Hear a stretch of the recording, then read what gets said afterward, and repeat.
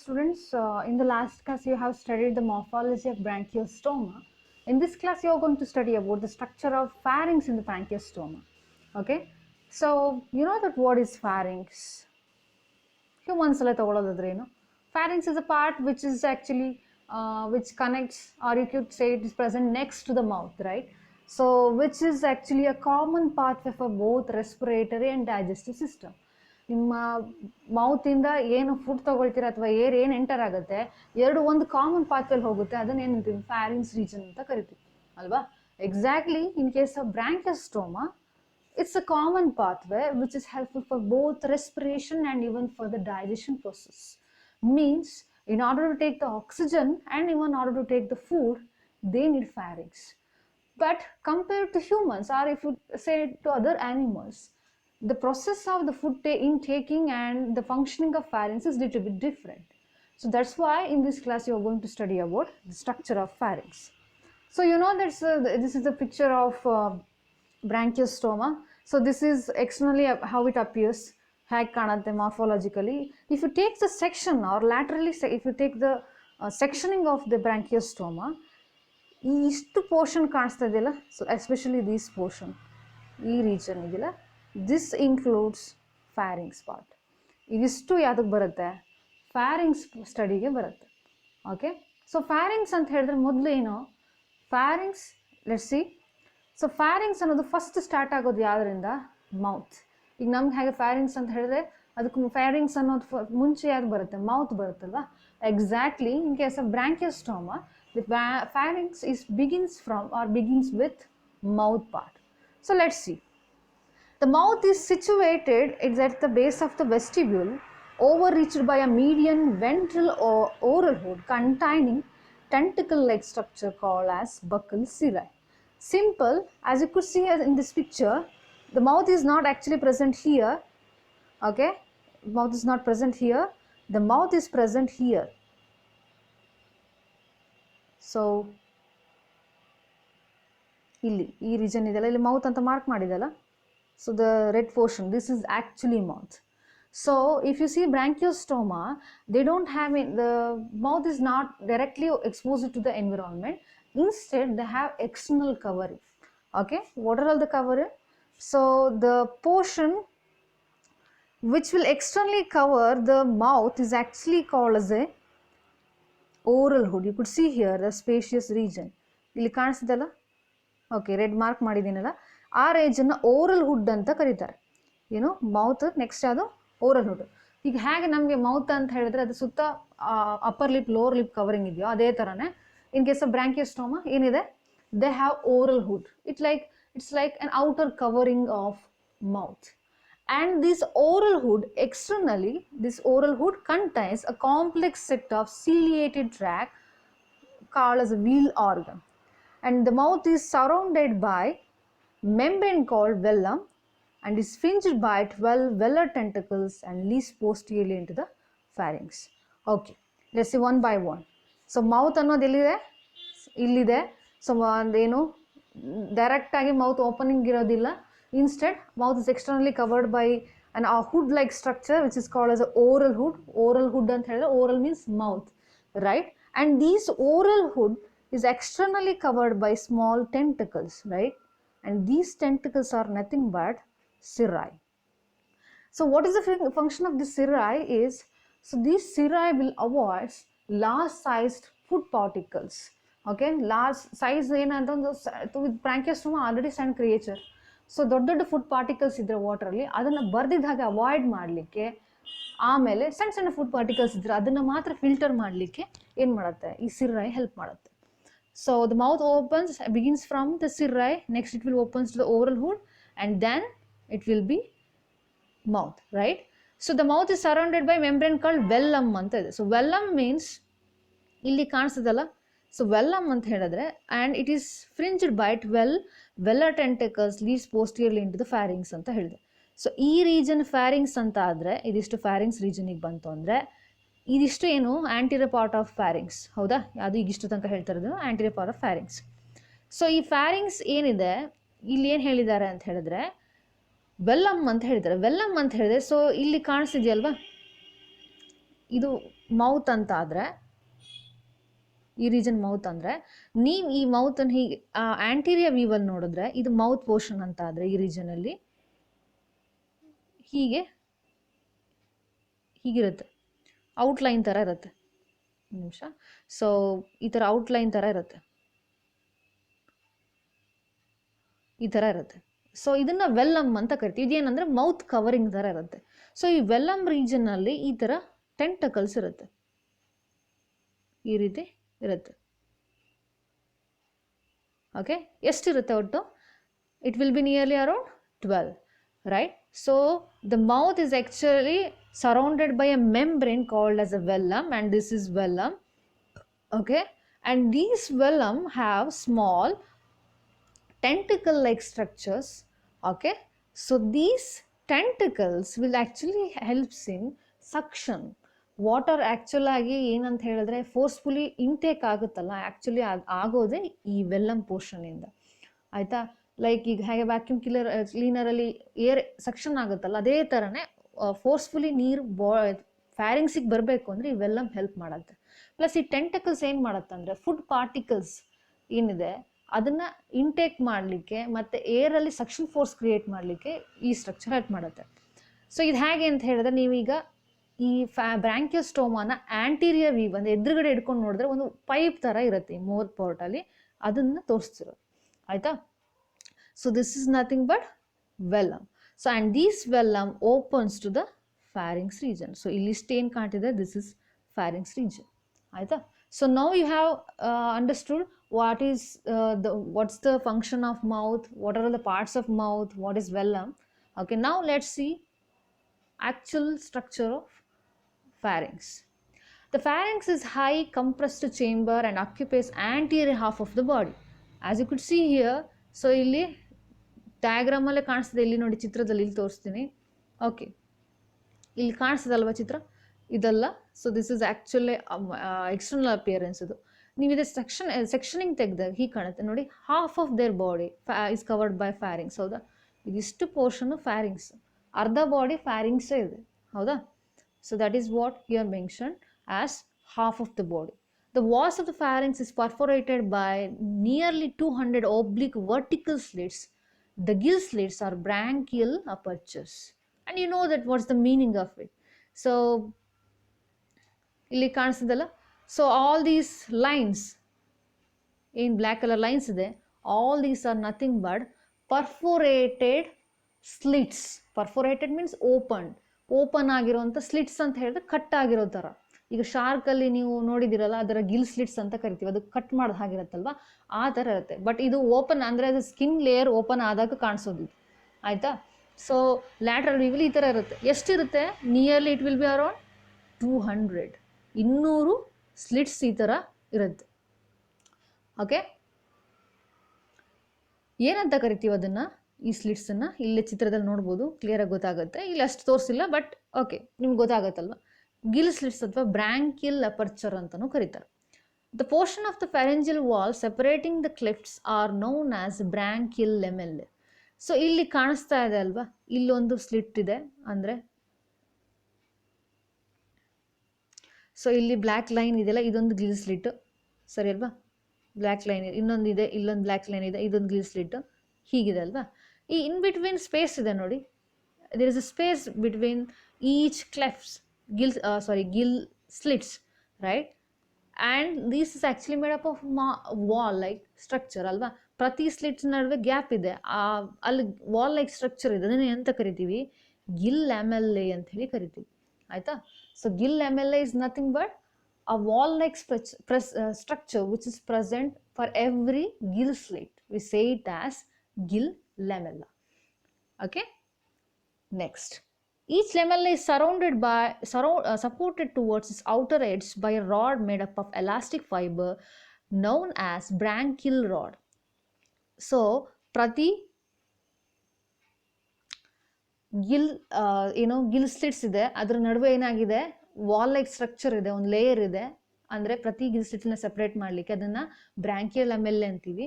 So ಈ bronchial ಲ್ಯಾಮೆಲ್ಲೆ ಏನಿದೆಯಲ್ವ, ಇಲ್ಲಿದೆ ಅಲ್ವಾ, ಆ್ಯಕ್ಚುಲಿ ಇದು ಬ್ರಾಂಕಿಯಲ್ ಲ್ಯಾಮೆಲ್ಲೆ ಅಲ್ವಾ. ಈ ಕಪ್ಪು ಲೈನ್ ಇರೋದು ಸ್ಲಿಟ್, ಮಧ್ಯ ಸ್ಪೇಸ್ ಇರೋದು ಲ್ಯಾಮೆಲ್ಲೆ ಅಲ್ವಾ.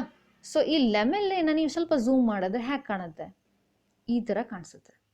ಇಲ್ಲಿ ಕಾಣಿಸ್ದಲ್ವಾ, ಇದು ಆ್ಯಕ್ಚುಲಿ ಆಗಿ ಇದೇ ಪೋರ್ಷನ್ನ ಸ್ವಲ್ಪ ಝೂಮ್ ಮಾಡಿದ್ರೆ ಹ್ಯಾಗೆ ಕಾಣುತ್ತೆ ಅನ್ನೋದು ನೋಡುತ್ತೆ. ಹ್ಯಾಗೆ ಕಾಣಿಸ್ತಿದೆ? ಸೊ ನೀವು ಇಲ್ಲಿ ನೋಡಿ, ಇಲ್ಲಿ ಏನು ಕಾಣಿಸ್ತಲ್ಲ, ಅದನ್ನು ಸ್ವಲ್ಪ ಝೂಮ್ ಮಾಡಿದ್ರೆ ಇಲ್ಲಿ ಲೈನ್ಸ್ ಥರ ಇದೆ ಅಲ್ವಾ? ಹೌದಾ, ಈ ಥರ ಲೈನ್ಗಳಿದೆಯಲ್ಲ ಇಲ್ಲಿ, ಸರಿ ಅಲ್ಲ? ಸೊ ಈ ಲೈನ್ಸನ್ನ ಏನಂತ ಕರೆಯೋದು? ಬ್ರಾಂಕಿಯಲ್ ರಾಡ್ಸ್ ಅಂತ ಕರೀತಾರೆ, ಆಯಿತಾ? ಸೊ ಬ್ರಾಂಕಿಯಲ್ ರಾಡ್ಸ್ ಅಂತ ಹೇಳಿದ್ರೆ ಎಲ್ಲಿರುತ್ತೆ? ಅಗೇನ್ ಗಿಲ್ ಲೆಮೆಲ್ಲೆಲಿ. ಸೊ ಗಿಲ್ ಸ್ಲಿಟ್ಸ್ ನಡುವೆ ಬ್ರಾಂಕಿಯಲ್ ಲೆಮೆಲ್ಲೆ ಇದೆ. ಆ ಲೆಮೆಲ್ಲೆನ ನೀವು ನೋಡಿದ್ರೆ ಅದರ ಮೇಲೆ ಲೈನ್ಸ್ ಥರ ಇರುತ್ತೆ, which is nothing elastic fibre. ಒಂದು ಫೈಬರ್, ಎಲಾಸ್ಟಿಕ್ ಫೈಬರ್ ಏನು ಮಾಡುತ್ತೆ, ಅದನ್ನ ಏನಂತವೆ? ಬ್ರಾಂಕಿಯಲ್ ರಾಡ್ ಅಂತ ಕರಿತೀವಿ. ಬ್ರಾಂಕಿಯಲ್ ರಾಡ್ ಅಂದ್ರೆ ಏನು?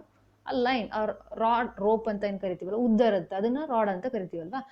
ಬ್ರಾಂಕಿಯಲ್ ಲೆಮೆಲ್ಲೆಲ್ಲಿ ಇರೋದ್ರಿಂದ ಏನು ಎಲಾಸ್ಟಿಕ್ ಫೈಬರ್ ಏನಂತ ಕರಿತೀವಿ? ಬ್ರಾಂಕಿಯಲ್ ರಾಡ್ ಅಂತ ಕರಿತೀವಿ. ಸೊ ಅದನ್ನೇ ಇಲ್ಲಿ ಕಾಣಿಸ್ತಿದೆ ಅಲ್ವಾ, ಇದನ್ನೇ ಇಲ್ಲಿ ಸ್ವಲ್ಪ ಝೂಮ್ ಮಾಡಿ ತೋರಿಸ್ತಿದ್ವಿ ಅಷ್ಟೇ. ಈ ಪೋರ್ಷನ್ಸನ್ನೇ ಝೂಮ್ ಮಾಡಿದ್ದೀವಿ, ಆಯಿತಾ? ಅವಾಗ ಝೂಮ್ ಮಾಡಿದಾಗ ಈ ಥರ ನಿಮ್ಮ ಸಣ್ಣ ಸಣ್ಣ ಸ್ಕ್ವೇರ್ ಥರ ಕಾಣುತ್ತೆ, ನೀವು ಅದ್ರ ಬಗ್ಗೆ ತಲೆ ಕೆಡಿಸ್ಕೋಬೇಡಿ. ಆ ಲೈನ್ ಈ ಥರ ಇರುತ್ತೆ, ಇಲ್ಲಿ ಕಾಣಿಸ್ತಿಲ್ಲ ಕಪ್ಪು ಲೈನ್ಸು, ಇಲ್ಲೊಂದಿದೆ, ಇಲ್ಲೊಂದು ಬ್ರಾಂಕಿಯಲ್ ರಾಡ್ ಇದೆ, ಇಲ್ಲೊಂದು ಬ್ರಾಂಕಿಯಲ್ ರಾಡ್ ಇದೆ, ಈಗ ಅಲ್ವಾ? ಉದ್ದ ಲೈನ್ಸ್ ಕಾಣಿಸ್ತಿದ್ದೀವಾ? ಸೊ ಅದನ್ನೇ ಬ್ರಾಂಕಿಯಲ್ ರಾಡ್ ಅಂತ ಕರೆದಿದ್ದಾರೆ, ಸರಿನಾ? So the bars at their free ends are alternative forked and simple and known as primary and secondary branchial rods respectively. ಇಲ್ಲಿ ಚಿತ್ರದಲ್ಲಿ ನೀವು ನೋಡಿದ್ರೆ ಇಲ್ಲಿ ಎಷ್ಟು ಕ್ಲಿಯರ್ ಆಗಿ ಕಾಣಿಸ್ತಿಲ್ಲ, ಬಟ್ ನೀವು ಅಬ್ಸರ್ವ್ ಮಾಡಿದ್ರೆ ನೋಡಿ, ಈ ಲೈನ್ಸ್ ಇದಲ್ಲ, ಉದ್ದ ಲೈನ್ಸ್ ಹೀಗಿದೆಯಲ್ವಾ, ಇಲ್ಲಿ ಗಿಲ್ ಸ್ಲಿಟ್ಸ್ ಮಧ್ಯದಲ್ಲಿ ಇದೆ ಅಂದರೆ, ನಿಮಿಷ, ಓಕೆ. ಸೊ ಇದು ಗಿಲ್ ಸ್ಲಿಟ್ ಅಂತ ಅಂದ್ಕೊಳ್ಳಿ, ಇಲ್ಲೊಂದು ಗಿಲ್ ಸ್ಲಿಟ್ ಇದೆ ಅಲ್ವಾ? ಸೊ ಈ ನಿಮಿಷ,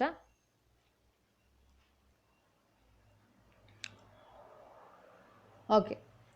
ಸೊ ಇಲ್ಲೊಂದು ಗಿಲ್ ಸ್ಲಿಟ್ ಇದೆ, ಇಲ್ಲೊಂದು ಗಿಲ್ ಸ್ಲಿಟ್ ಇದೆ, ಮಧ್ಯದಲ್ಲಿ ಏನಿದೆ? ಲೆಮೆಲ್ಲೆ ಅಲ್ವಾ? ಬ್ರಾಂಕಿಯಲ್ ಲೆಮೆಲ್ಲೆ ಇದೆ. ಸೊ ಬ್ರಾಂಕಿಯಲ್ ಲೆಮೆಲ್ಲೆ ಏನಿರುತ್ತೆ? ಬ್ರಾಂಕಿಯಲ್ ಲೆಮೆಲ್ಲೆಲ್ಲಿ ಏನಿರುತ್ತೆ? ಏನು ಹೇಳಿದ್ದೆ? ಎಲಾಸ್ಟಿಕ್ ಫೈಬರ್ಸ್ ಇರುತ್ತೆ ಅಂತ ಹೇಳಿದೆ. ಸೊ ಎಲಾಸ್ಟಿಕ್ ಫೈಬರ್ಸ್ ಹೇಗಿರುತ್ತೆ? ಉದ್ದ ಇರುತ್ತೆ ಅಂತ. ಸೊ ಈ ಲೆಮೆಲ್ಲೆ ರೀಜನಲ್ಲಿ ಏನು ಎಲಾಸ್ಟಿಕ್ ಬ್ರಾಂಕಿಯಲ್ ರಾಡ್ಸ್ ಇದೆ, ಎರಡು ಥರ ರಾಡ್ಸ್ ಇದೆ. ಒಂದು ಈ ಥರ ಇರುತ್ತೆ, ಇನ್ನೊಂದು ಈ ಥರ ಇರುತ್ತೆ, ಉದ್ದ ಲೈನ್ ಥರ, ಒಂದು ಫೋರ್ಕ್ ಥರ ಇರುತ್ತೆ. ನೀವು ಇಲ್ಲಿ ಅಬ್ಸರ್ವ್ ಮಾಡಿದ್ರೆ ಈ ಚಿತ್ರದಲ್ಲಿ ಕಾಣುತ್ತೆ, ಇಲ್ಲಿ ನೋಡಿ, bronchial bars at the free ends are alternatively forked ಅಂತಿದೆ. ಇಲ್ಲಿ ನೋಡಿ, ಅಬ್ಸರ್ವ್ ಮಾಡಿ, ಈ ಉದ್ದ ಲೈನ್ ಕಾಣ್ತಿದೆ ಅಲ್ವಾ? ಈ ಲೈನ್ ಅಬ್ಸರ್ವ್ ಮಾಡಿ, ಈ ಲೈನ್ನ ಎಂಡ್ ನೋಡಿ, ಫೋರ್ಕ್ ಥರ ಇದೆ ಅಲ್ಲ, ಹೌದಾ? So bars at their free ends are alternatively forked. Alternatively ನೋಡಿ, ಇಲ್ಲಿ ಈ ಬ್ರಾಂಕಿಯಲ್ ರಾಡ್ಸ್ ಏನಿದೆ, ಈ ಬ್ರಾಂಕಿಯಲ್ ರಾಡ್ ಒಂದು ಎಂಡ್ ಫೋರ್ಕ್ ಎಂಡ್ ಇದೆ ಅಲ್ವಾ? ಫೋರ್ಕ್ ಅಂದರೆ ಸ್ಪ್ಲಿಟ್ ಆದಂಗಿದೆ. ಅದೇ ಥರ ಇನ್ನೊಂದಿದೆ, ಸರಿ ಅಲ್ಲ? ಸರಿನಾ? ಇಲ್ಲೊಂದು ಫೋರ್ಕ್ ಎಂಡ್ ಇದೆ ಬ್ರಾಂಕಿಯಲ್ ರಾಡ್, ಅಂದರೆ ಆ ಬ್ರಾಂಕಿಯಲ್ ರಾಡ್ನ ಎಂಡ್. ಅದಾದಮೇಲೆ ಇಲ್ಲೊಂದಿದೆ, ಹೌದಾ? ಇದ್ರ ನಡುವೆ ಏನಾಗಿದೆ? ಒಂದು ಸ್ಟ್ರೈಟ್ ಲೈನ್ ಇದ್ದಂಗಿದೆ ನೋಡಿ ಅಲ್ವಾ? ಇಲ್ಲೊಂದಿದೆ, ಬಟ್ ಇದಕ್ಕೆ ಫೋರ್ಕ್ ಎಂಡ್ ಇಲ್ಲ, ಇದಕ್ಕೆ ಫೋರ್ಕ್ ಎಂಡ್ ಇದೆ, ಇದಕ್ಕೂ ಫೋರ್ಕ್ ಎಂಡ್ ಇದೆ, ಹೌದಾ? ಸೊ ಅಲ್ಲಿಗೆ ಏನಾಯಿತು? ಇಲ್ಲಿ ಕಾಣಿಸ್ತಿಲ್ವ ಫೋರ್ಕ್ ಎಂಡ್? ಈ ಪೋರ್ಷನ್ ಹೇಳ್ತಿರೋದು, ಓಕೆ. ಸೊ ಈಗ ಅಬ್ಸರ್ವ್ ಮಾಡಿದ್ರೆ ಏನು ಗೊತ್ತಾಗುತ್ತೆ ನಿಮಗೆ?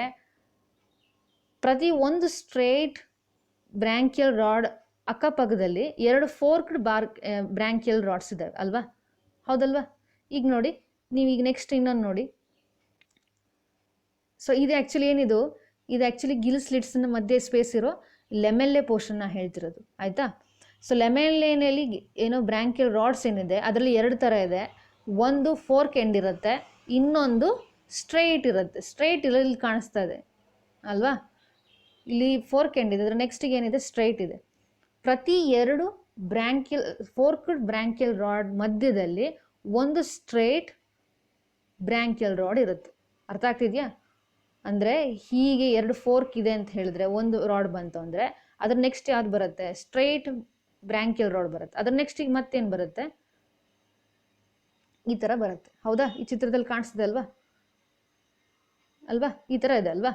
ಸೊ ಆಲ್ಟರ್ನೇಟಿವ್ಲಿ ಫೋರ್ಕ್ಡ್ ಅಂತ ಹೇಳಿದ್ರೆ ಒಂದಾದಮೇಲೆ ಮಧ್ಯದಲ್ಲಿ ಸ್ಟ್ರೈಟ್ ಬಂತು, ಮತ್ತೆ ಫೋರ್ಕ್ ಬಂತು, ಮತ್ತೆ ಸ್ಟ್ರೈಟ್ ಬಂತು, ಮತ್ತೆ ಫೋರ್ಕ್ ಬಂತು, ಅದನ್ನೇ ಆಲ್ಟರ್ನೇಟಿವ್ ಈಚ್ ಅದರ್ ಅಂತ ಹೇಳಿದ್ರು. ಪ್ರತಿ ಸಲನೂ ಈ ಚಿತ್ರದಲ್ಲಿ ನೋಡಿದ್ರೆ ಗೊತ್ತಾಗುತ್ತೆ. ಇಲ್ಲೂ ಅಷ್ಟೇ, ಇಲ್ಲಿ ಎಂಡ್ ಅಬ್ಸರ್ವ್ ಮಾಡಿದ್ರೆ ಕಾಣುತ್ತೆ, ಇಲ್ಲಿ ಫೋರ್ಕ್ ಇದೆ, ಸ್ಟ್ರೈಟ್ ಇದೆ, ಆಯಿತಾ. ಇದೇನಿಲ್ಲ, simple.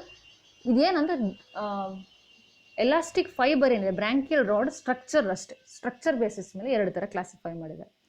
So the branchial lamellae bearing primary rods are called as primary lemella, and those which are lodged with the straight line is called as a secondary lemella. Simple ಈ ಚಿತ್ರದಲ್ಲೇ ನೋಡಿ, ಇಲ್ಲಿ ಕಾಣಿಸ್ತದೆ ಅಲ್ವಾ. So branchial lamellae having primary rods are called primary lamellae. ಅಂದರೆ primary lamellae ಅಂತ primary rods ಅಂತ ಯಾವುದನ್ನು ಕರೀತಾರೆ, ಫೋರ್ಕ್ ಎಂಡ್ ಇದ್ರೆ ಅದನ್ನು ಪ್ರೈಮರಿ ರಾಡ್ ಅಂತ ಕರೀತಾರೆ, ಅಥವಾ ಪ್ರೈಮರಿ ಗಿಲ್ ರಾಡ್ಸ್ ಅಂತ ಕರೀತಾರೆ. ಯಾವ ಲೆಮೆಲ್ಲೆ, ಬ್ರಾಂಕಿಯಲ್ ಲೆಮೆಲ್ಲೆ ರೀಜನ್ನಲ್ಲಿ ಫೋರ್ಕ್ ಎಂಡ್ ಇರೋವಂಥ ಬ್ರಾಂಕಿಯಲ್ ರಾಡ್ ಇರುತ್ತೋ ಅದನ್ನು ಪ್ರೈಮರಿ ಲೆಮೆಲ್ಲೆ ಅಂತೀವಿ. ಅದೇ ಥರ ಸ್ಟ್ರೈಟ್ ರಾಡ್ ಇದ್ದರೆ ಅದನ್ನು ಸೆಕೆಂಡರಿ ಲೆಮೆಲ್ಲೆ ಅಂತ ಕರಿತೀವಿ. ಅರ್ಥ ಆಯ್ತಾ? ಇಲ್ಲಿ ಕಾಣಿಸ್ತಿದೆ ಅಲ್ವಾ ನೋಡಿ, ಈಗ ಇಲ್ಲಿ ಪ್ರೈಮರಿ ಲೆಮೆಲ್ಲೆ ಇದೆ, ಗಿಲ್ ರಾಡ್ ಇದೆ, ಅಂದರೆ ಪ್ರೈಮರಿ ಲೆಮೆಲ್ಲೆ ಅಂತ ಕರಿತೀವಿ. Primary lamellae is followed by secondary lamellae, and secondary lamellae is followed by again primary lamellae, ಯಾಕೆಂದರೆ ಮತ್ತೆ ಫೋರ್ಕ್ ಎಂಡ್ ಇದೆ, ಹೌದಾ. ಸೊ ಹಾಗಾಗಿ ಲೆಮೆಲ್ಲೆಯಲ್ಲಿ ಯಾವಾಗಲೂ primary lamellae is followed by secondary lamellae, secondary is followed by primary lamellae. 200 gill slits ಇದೆ ಅಂತ ಹೇಳಿದ್ರೆ 200 ಗಿಲ್ ಸ್ಲಿಟ್ಸ್ ನಡುವೆ ಏನು ಪ್ರೈಮರಿ ಲೆಮೆಲ್ಲೆ ಬ್ರಾಂಕಿಯಲ್ ಲೆಮೆಲ್ಲೆ ಬರುತ್ತೆ, ಅದರಲ್ಲಿ ಯಾವಾಗ್ಲೂ ಈ ಥರ ಇರುತ್ತೆ, ಪ್ರೈಮರಿ ಸೆಕೆಂಡರಿ ಆಲ್ಟರ್ನೇಟಿವ್ ಫಾರ್ಮಲ್ಲಿ ರಾಡ್ಸ್ ಅರೇಂಜ್ಮೆಂಟ್ ಇರುತ್ತೆ, ಆಯಿತಾ. Okay, so this is the arrangement of primary secondary rods are lamellae. ಅರ್ಥ ಆಯ್ತಾ? ಸೊ ದಿಸ್ ಇಸ್ ಜಸ್ಟ್ ಸ್ಟ್ರಕ್ಚರ್, ಆಯಿತಾ. Next, the inner and lateral faces of each lamellae are provided with cilia. ಇಲ್ಲಿ ಏನು ಕಾಣಿಸಿದೆ ಲ್ಯಾಮೆಲ್ಲೆ ಅಂತ ಕರಿದ್ವಲ್ಲ ಇಷ್ಟು ತನಕ, ಈ ಲೈನ್ಸ್ ಏನು ಕರಿತೀವಲ್ವಾ, ಇದೇನು ಆ್ಯಕ್ಚುಲ್ ಆಗಿ ಇದರಲ್ಲಿ ಏನಿರುತ್ತೆ, ಅಫ್ಕೋರ್ಸ್ ಎಲಾಸ್ಟಿಕ್ ಫೈಬರ್ ಏನಕ್ಕೆ ಬೇಕು, ನೀರನ್ನ ಎಳ್ಕೊಳ್ಳುತ್ತೆ ಚೇಂಬರ್ ಒಳಗೆ ಎಳ್ಕೊಂಡಾಗ ಹೇಗೆ ನಮ್ಮ ಲಂಗ್ಸಿಗೆ ಆಕ್ಸಿಜನ್ ಬಂದಾಗ ಲಂಗ್ ವಾಲ್ಯೂಮ್ ಜಾಸ್ತಿ ಆಗುತ್ತೋ ಅದೇ ಥರನೇ ಫ್ಯಾರಿಂಗ್ಸ್ ಅದರ ವಾಲ್ಯೂಮ್ ಇನ್ಕ್ರೀಸ್ ಮಾಡ್ಕೊಳ್ಳಿಕ್ಕೆ ಎಲಾಸ್ಟಿಕ್ ಫೈಬರ್ ಹೆಲ್ಪ್ ಮಾಡುತ್ತೆ, ಆಯಿತಾ. ಸೊ ಈಗ ಈ ಏನು ನಾವು ಇಷ್ಟರ ತನಕ ಏನು ಲೆಮೆಲ್ಲೆ ಅಂತ ಹೇಳಿದ್ವಲ್ಲ, ಆ ಲೆಮೆಲ್ಲೆ ಇನ್ನರ್ ಲೈನಿಂಗ್ ತೊಗೊಂಡ್ರೆ ಏನಿರುತ್ತೆ ಅಂದರೆ it is completely made up of cilia. And you know that what is the function of cilia. Actual ಆಗಿ ವಾಟರ್ ಮೂವ್ಮೆಂಟಲ್ಲಿ ಈ ಸೀಲಿಯೇಟೆಡ್ ಸ್ಟ್ರಕ್ಚರು ಫುಡ್ ಮೂವ್ಮೆಂಟಲ್ಲಿ ಇವೆರಡರಲ್ಲೂ ಹೆಲ್ಪ್ ಮಾಡುತ್ತೆ. ಇಲ್ಲಿ ಕಾಣಿಸ್ತಿದೆ ಅಲ್ವಾ ಈ ಚಿತ್ರದಲ್ಲಿ, ಇಲ್ಲಿ ಆ್ಯಕ್ಚುಲಿ ಕಾಣಿಸ್ತಿರೋದು ಏನು ಔಟ್ಲೈನಿಂಗ್ ಏನಿದೆಯಲ್ಲ, all these structures actually made up of cilia. Okay, the pharynx ends posteriorly into the narrow intestine. So ಈ ಫ್ಯಾರಿಂಗ್ಸ್ ಏನಿದೆ, ಈ ಫ್ಯಾರಿಂಗ್ಸ್ ಅಂದರೆ ಇಷ್ಟು ಪೋರ್ಷನ್ ಏನಿದೆ, finally it will ends to intestine. ಇಲ್ಲಿಗಿಂತನೂ ನೀವು ಈ ಚಿತ್ರ ಇದನ್ನು ಈ ಪಾಯಿಂಟನ್ನು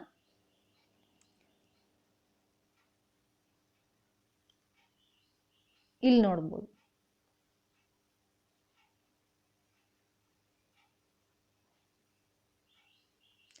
ಇಲ್ಲಿ ಕಾಣಿಸಿದ್ಯಾ? ಸೊ ಏನು ಹೇಳಿದೆ, the pharynx ends to intestine ಅಂತಿದೆ. ಇಲ್ಲಿ ನೋಡಿ, ಇದು ಇಂಟೆಸ್ಟೈನ್, ಸಾರಿ ಇದು ಫ್ಯಾರಿಂಗ್ಸ್ ಅಲ್ಲ.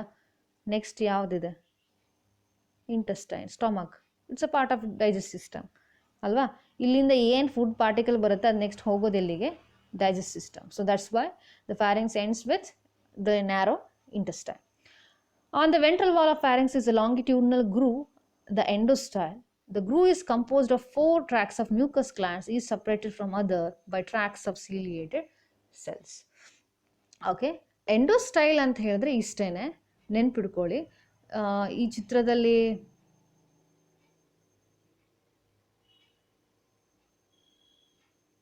ಓಕೆ, ಎಂಡೋಸ್ಟೈಲ್ ಅಂತ ಹೇಳಿದ್ರೆ ಇಷ್ಟೇನೆ.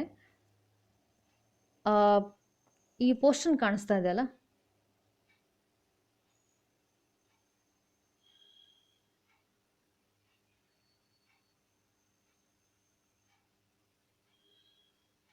ಓಕೆ ಇಲ್ಲಿ ನೋಡಿ, ಎಂಡೋಸ್ಟೈಲ್ ಅಂತ ಹೇಳಿದ್ರೆ ಸಿಂಪಲ್. ಎಂಡೋಸ್ಟೈಲ್ ಅಂತ ಹೇಳಿದ್ರೆ ಇಲ್ಲಿ ಆ್ಯಕ್ಚುಲ್ ಆಗಿ ಇನ್ನೊಂದು ಪೋರ್ಷನ್ ಬರುತ್ತೆ, ಏಟ್ರಿಯಮ್ ಅಂತ ಕರೀತಾರೆ.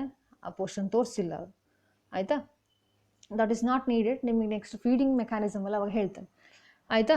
ಸೊ ಎಂಡೋಸ್ಟೈಲ್ ಅಂತ ಹೇಳಿದ್ರೆ ಇಷ್ಟೇ ನೆನ್ಪಿಡ್ಕೊಳ್ಳಿ, the ventral portion of the pharynx region. Ventral force ಅಂದರೆ ಫ್ಯಾರಿಂಗ್ಸ್ ಏನಿದೆ ಈ ಪೋರ್ಷನ್ ಇಷ್ಟು ಫ್ಯಾರಿಂಗ್ಸ್ ಹೌದಾ, ಸೊ ಇದಿಷ್ಟು ಪೋರ್ಷನನ್ನು ಕೆಳಗಿನ ಭಾಗಕ್ಕೆ ಏನಂತೀವಿ ವೆಂಟ್ರಲ್ ಅಂತ ಹೇಳಿ ಕೆಳಗಲ್ವಾ. ಸೊ ವೆಂಟ್ರಲ್ ರೀಜನ್ ಏನಿದೆ ಇಲ್ಲಿ ಕಾಣಿಸ್ದೆ ಅಲ್ವಾ, ಸೊ ಈ ರೀಜನ್ ಇಲ್ಲಿ ಉದ್ದ ಟ್ಯೂಬ್ ಥರ ಇದೆಯಲ್ಲ ಅದನ್ನ ಏನಂತ ಕರೀತಾರೆ ಎಂಡೋಸ್ಟೈಲ್ ಅಂತ ಕರೀತಾರೆ. So endostyle is nothing but it's actually a spacious portion. So ಏನಾಗುತ್ತೆ ವಾಟ್ ಎಂಟರ್ಸ್ ದ ಫ್ಯಾರಿಂಗ್ಸ್ ಅದೇನಾಗುತ್ತೆ ನೆಕ್ಸ್ಟು ಆ್ಯಕ್ಚುಲಿ ಹೋಗೋದು ಎಲ್ಲಿಗೆ, ಏನು ಹೇಳಿದೆ ಇಲ್ಲಿ ಡಯಾಗ್ರಾಮಲ್ಲಿ ಹೇಳಿದ್ನಲ್ಲ ಏಟ್ರಿಯಮ್ ಅಂತ ಹೇಳಿದ್ನಲ್ಲ ಇಲ್ಲಿ ಕಾಣಿಸ್ತಿಲ್ಲ. ಸೊ ದಿಸ್ ಇಸ್ ಏಟ್ರಿಯಮ್, ಕೆಳಗೆ ಏನಿರುತ್ತಲ್ವ ಏಟ್ರಿಯಮ್, ಆ ಏಟ್ರಿಯಮ್ಮಿಗೆ ಹೋಗುತ್ತೆ ಆಯಿತಾ.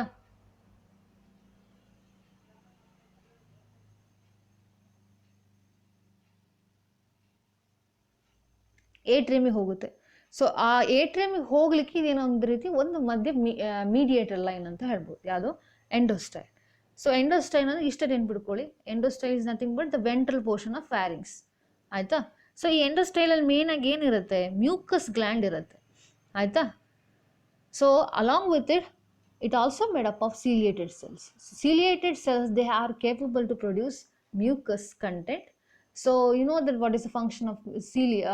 ಇಲ್ಲಿ ನೀವು ಕಂಪ್ಲೀಟ್ ನೀವು ಫ್ಯಾರಿಂಗ್ಸ್ ನೋಡಿದ್ರೆ ಎಲ್ಲ ರೀಜನಲ್ಲೂ ಆ್ಯಕ್ಚುಲಿ ಸೀಲಿಯಾ ಇರುತ್ತೆ. ಸೊ ಫುಡ್ ಮೂಮೆಂಟಿಗೆ ಫುಡ್ ಫಿಲ್ಟ್ರೇಷನಿಗೆ ಈ ಸೀಲಿಯೇಟರಿ ಸ್ಟ್ರಕ್ಚರ್ಸು ಹೆಲ್ಪ್ ಮಾಡುತ್ತೆ, ಅರ್ಥ ಆಯ್ತಾ. ಸೊ ಎಂಡೋಸ್ಟೈಲ್ ಅನ್ನೋದು ಇಷ್ಟು ನೆನ್ಪಿಡ್ಕೊಳ್ಳಿ, it's a ventral portion of the pharynx made up of mucus glands and ciliatory cells. Okay, so now you know what is endostyle ಅಲ್ವಾ. ಈ ಎಂಡೋಸ್ಟೈಲ್ ಆ್ಯಂಟೀರಿಯರ್ ಪೋರ್ಷನಿಗೆ ಎಕ್ಸ್ಟೆಂಡ್ ಆಗಿದೆ ಅಂದ್ಕೊಳ್ಳಿ ಆಯಿತಾ. ಸೊ ಆ್ಯಂಟೀರಿಯರ್ ಪೋರ್ಷನಿಗೆ ಏನು ಎಕ್ಸ್ಟೆಂಡ್ ಆಗುತ್ತೆ and it is actually closer to mouth, ಹೌದಾ.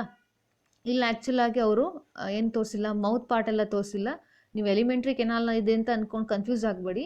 Just ನಾನು structure ಹೇಳಬೇಕಾದ್ರೆ ಇವೆಲ್ಲ ಏನೋ ಪಿಕ್ಚರ್ ಹೇಳಬೇಕು ಅನ್ನೋ ಕಾರಣಕ್ಕೋಸ್ಕರ ನಾನು ಈ ಪಿಕ್ಚರ್ ತೊಗೊಂಡಿದ್ದೀನಿ. ಇಲ್ಲಿ ಆ್ಯಂಟೀರಿಯರ್ ಮೌತ್ ಪಾರ್ಟ್ ಅವ್ರು ತೋರಿಸಿಲ್ಲ, ನೀವು ಅದ್ರ ಬಗ್ಗೆ ಗಮನ ಕೊಡ್ಲಿಕ್ಕೆ ಹೋಗ್ಬಿಡಿ. ನಾನೀಗ ಜಸ್ಟ್ ಫ್ಯಾರಿಂಗ್ಸ್ ಮಾತ್ರ ಹೇಳ್ತಿರೋದ್ರಿಂದ ಹೇಳ್ತಿದ್ದೀನಿ. ಸೊ ಏನು ಎಂಡೋಸ್ಟೈಲ್ ಆ್ಯಂಟೀರಿಯರ್ ಪಾರ್ಟಿಗೆ ಅಂದರೆ ಮೌತ್ ಅಲ್ವಾ ಈಗ ನೆಕ್ಸ್ಟ್ ಇರೋದಿಲ್ಲ, ಆ್ಯಕ್ಚುಲಾಗಿ ಈಗ ಮೌತ್ ಅಲ್ವಾ. ಸೊ ಈ ಪೋರ್ಷನ್ಗೆ ಏನು ಎಕ್ಸ್ಟೆಂಡ್ ಆಗಿರುತ್ತೆ ಅದನ್ನ ಏನಂತ ಕರಿತೀವಿ ಅಂದರೆ ಪೆರಿಫೆರಿಂಜಿಯಲ್ ಆರ್ ಹೈಪೋಫೆರಿಂಜಿಯಲ್ ಬ್ಯಾಂಡ್ ಅಂತ ಕರಿತೀವಿ, ಅರ್ಥ ಆಯ್ತಾ. Okay, or even you could say it as groove, right. Groove ಅಂತ ಹೇಳಿದ್ರೆ ಇಲ್ಲಿ ಸ್ಪೇಸ್ ಇದೆಯಲ್ಲ ಅದನ್ನು ಗ್ರೂವ್ ಅಂತ ಕರೀತಾರೆ. ಗ್ರೂವ್ ಅಂದರೆ ಫರೋ ಅಂತ ಹೇಳಿ, ರೈಟ್. ಸೊ ಬೆಂಡಿಂಗ್ ಥರ ಇರುತ್ತಲ್ಲ ಅದನ್ನು ಗ್ರೂವ್ ಅಂತ ಕರೀತಾರೆ. ಬ್ಯಾಂಡ್ ಅಂತ ಹೇಳಿದ್ರೆ ಗೊತ್ತು ಏನೋ ಮೌತ್ ನೆಕ್ಸ್ಟ್ ಈ ಥರ ಫ್ಯಾರಿಂಗ್ಸಿನ ಬ್ಯಾಂಡ್ ಲೈಕ್ ಅಂದರೆ ಸಪ್ರೇಷನ್ ಮಾಡಿರುತ್ತಲ್ಲ ಅದಕ್ಕೋಸ್ಕರನೇ ಪೆರಿಫೆರಿಂಜಿಯಲ್ ಬ್ಯಾಂಡ್ ಅಂತೀವಿ. ಏನೋ ಎಂಡೋಸ್ಟೈಲ್ನ ಆ್ಯಂಟೀರಿಯರ್ ಪೋರ್ಷನ್ ಎಕ್ಸ್ಟೆಂಡ್ ಆಗಿ ಏನಾಗುತ್ತೆ ಪೆರಿಫೆರಿಂಜಿಯಲ್ ಅಥವಾ ಹೈಪೋಫೆರಿಂಜಿಯಲ್ ಗ್ರೂವ್ ಫಾರ್ಮೇಷನ್ ಆಗುತ್ತೆ, ಆರ್ ಹೈಪೋಫೆರಿಂಜಿಯಲ್ ಬ್ಯಾಂಡ್ ಫಾರ್ಮೇಷನ್ ಆಗುತ್ತೆ ಅಲ್ವಾ. ಹೈಪರ್ಫೆರಿಂಜಿಯಲ್ ಬ್ಯಾಂಡ್ ಫಾರ್ಮೇಷನ್ ಅಥವಾ ಎಪಿಫೆರಿಂಜಿಯಲ್ ಫಾರ್ಮೇಷನ್ ಆಗುತ್ತೆ. And this is lined with cilia present on the dorsal surface of the pharynx. Of course ಹೇಳಿದೆ ಕಂಪ್ಲೀಟ್ ಎಲ್ಲ ಸ್ಟ್ರಕ್ಚರ್ಸಲ್ಲೂ cilia ಸ್ಟ್ರಕ್ಚರ್ ಇರುತ್ತೆ ಅಂತ. A pair of lateral grooves, the peripharyngeal bands, encircle the mouth at the anterior end of the endostyle. They meet dorsally and join with epipharyngeal groove. ನೆನ್ಪಿಟ್ಕೊಳ್ಳಿ ಇಷ್ಟೇ. ಈ ಎಂಡೋಸ್ಟೈಲ್ ಏನಿದೆ ಅಲ್ಲ, ಎಂಡೋಸ್ಟೈಲನ್ನು ಫ್ಯಾರಿಂಗ್ಸಿನ lower portion ಏನಿದೆ ಅದನ್ನು ಎಂಡೋಸ್ಟೈಲ್ ಅಂತ ಕರಿತೀವಿ. ಅದೇ ಏನೋ ಆ್ಯಂಟೀರಿಯರ್ ಪೋರ್ಷನನ್ನು ಪೆರಿಫೆರಿಂಜಿಯಲ್ ಬ್ಯಾಂಡ್ ಅಥವಾ ಗ್ರೂವ್ ಅಂತ ಕರಿತೀವಿ. ಅದೇ ಎಂಡೋಸ್ಟೈಲು ಪೆರಿಫೆರಿಂಜಿಯಿಂದ ಪಾಸಾಗಿ ಡಾರ್ಸಲ್ ಸರ್ಫೇಸಿಗೆ ಬಂದರೆ ಎಪಿಫೆರಿಂಜಿಯಲ್ ಗ್ರೂವ್ ಅಂತ ಕರಿತೀವಿ ಅಥವಾ ಎಪಿಫೆರಿಂಜಿಯಲ್ ಬ್ಯಾಂಡ್ ಅಂತ ಕರಿತೀವಿ. ಬ್ಯಾಂಡ್ ಗ್ರೂವ್ ವ್ಯತ್ಯಾಸ ಏನಂದರೆ, ಗ್ರೂವ್ ಅಂತ ಹೇಳಿದ್ರೆ ಇಲ್ಲಿ ಕಾಣಿಸ್ತಿಲ್ಲ ಈ ಥರ ಫರೋಸ್ ಥರ ಇದೆಯಲ್ಲ ಅದನ್ನು ಗ್ರೂವ್ ಅಂತ ಹೇಳಿ ಕರಿತೀವಿ. ಆ್ಯಕ್ಚುಲಿಯಾಗಿ ಏನಿರುತ್ತೆ ಇವೆರಡರಲ್ಲೂ ಎಪಿಫೆರಿಂಜಿಯಲ್ ಆಗಲಿ ಪೆರಿಫೆರಿಂಜಿಯಲ್ ಆಗಲಿ ಎಂಡೋಸ್ಟೈಲಲ್ಲಿ ಜಸ್ಟ್ ಎಂಟಿ ಸ್ಪೇಸ್ ಇರುತ್ತೆ. ಅಲ್ಲಿ ಏನಾಗುತ್ತೆ ಅಂದರೆ ವಾಟರ್ ಮೂವ್ಮೆಂಟ್ ಆಗೋಷ್ಟು ಸ್ಪೇಸ್ ಇರುತ್ತೆ, ಅರ್ಥ ಆಯ್ತಾ. So the dorsal surface of the pharynx is actually called as a epipharyngeal band, not groove.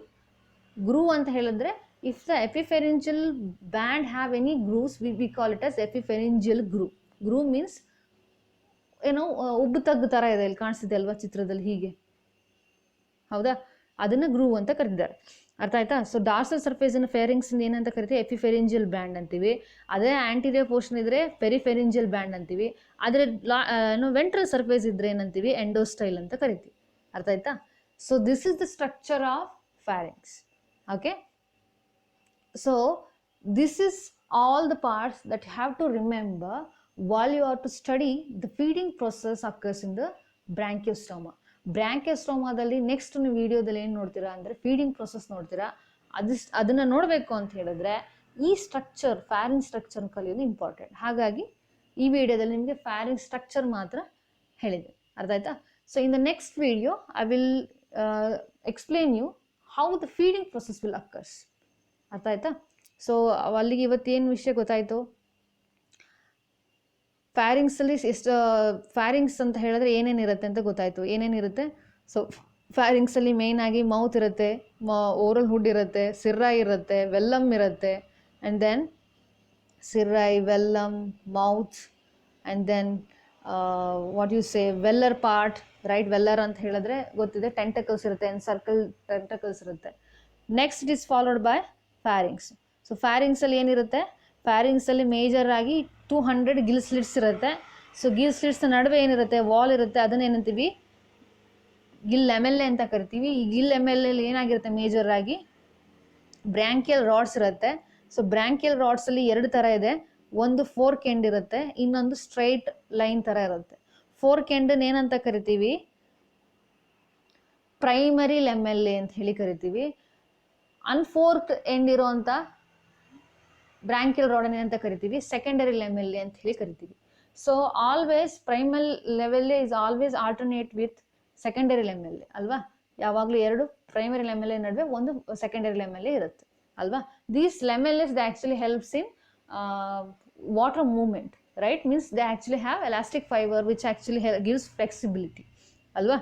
Next, so if you see the structure of the pharynx, the dorsal portion of the what do you say, the pharynx is called as endostyle, right? pharynx na dorsal surface ಏನಂತ ಕರಿತೀವಿ?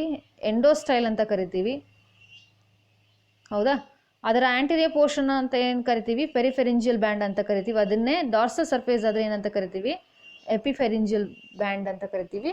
So the epipharyngeal band they have actually spacious region which have grooves, means furrows.